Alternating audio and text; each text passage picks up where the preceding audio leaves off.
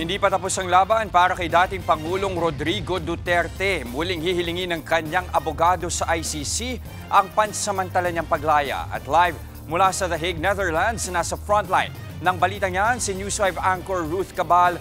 Ruth, may mga taga-suporta pa ba ang dating Pangulo dyan? Just nandito tayo sa harap, ayan o, yung nakikita nyo sa ating likuran yan, yung ICC Detention Center at dyan nga nakapit ang dating Pangulong Rodrigo Duterte. Pero sa mga oras na ito, wala tayong nakikita pa ngayon na mga supporters o kahit doon sa usually may pinupuntahan, may pinagtitipunan sila doon sa tinatawag na Duterte Street. So wala pang masyadong tao doon ngayon. Pero kahapon nakausap natin ang apo ng dating Pangulo na si Congressman Omar Duterte. At sinabi niya kasi usually pag weekends, wala daw talagang dalaw dito sa detention center. Kaya sila ay kahapon ng hapon o kagabi dyan sa inyo ay dumalaw na. Kinamusta natin ang lagay ng Pangulo. Sabi ni Congressman ay frail daw ito o mahina. Kaya nga ang sabi niya ay nagtataka daw siya bakit naging ganun ang desisyon ng appeals chamber na itinuturing na flight risk ang dating Pangulo. Kaya para doon sa iba pang paliwanag at naging basehan ng appeals chamber, balikan natin sa report na ito. Rejected ang lahat ng tatlong ground ng kampo ni dating Pangulong Rodrigo Duterte para sa apela ng kanyang pansamantalang paglaya.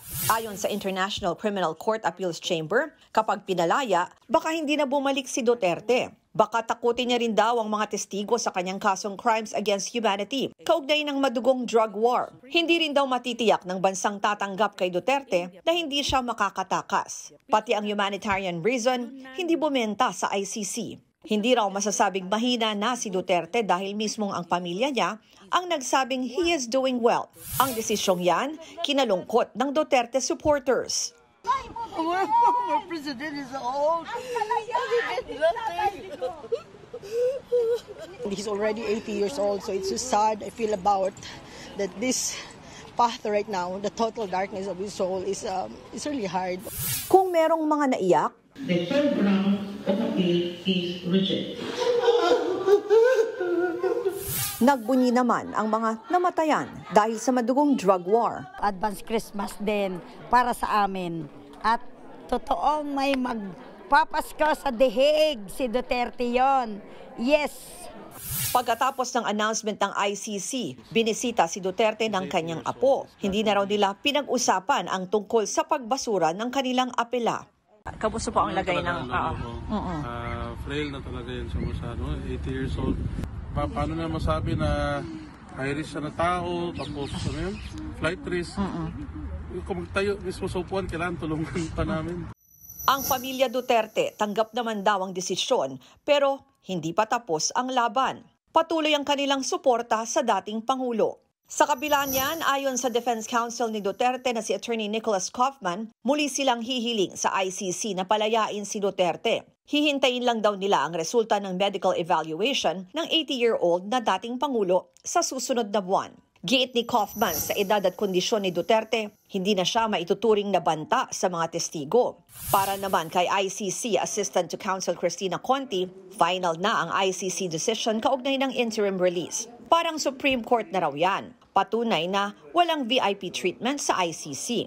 Pero giit ni Conti, simula pa lang ng laban. 2026 ang simula ng bakbakan patungkol din sa kaso ni Duterte. Kung sa January, sasabihin nila, okay, kunyari fit to stand trial,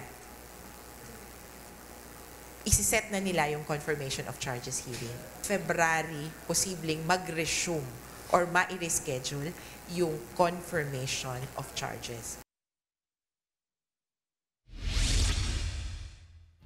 Nakausap natin kahapon yung ilang mga supporters ng dating Pangulo nung nagtipon sila pagkatapos maibaba nga itong hatol ng appeals chamber at yung sinabi ng kanilang abogado na si Attorney Kaufman na magfa-file pa rin ng request para sa interim release pagkatapos nitong medical evaluation. At sinabi nga nila na hopeful sila, tumaasa sila na magkakaroon pa rin ng favorable decision para dito sa dating Pangulo. Kanina rin nagpadala sa atin ng statement yung isa sa organizers nitong mga supporters na si Aldo Villarta at sinabi niya ay nakikita nila na delay lamang ito sa pag-release sa dating Pangulo at hindi nila itinuturing na defeat o pagkatalo. Balik sa inyo dyan.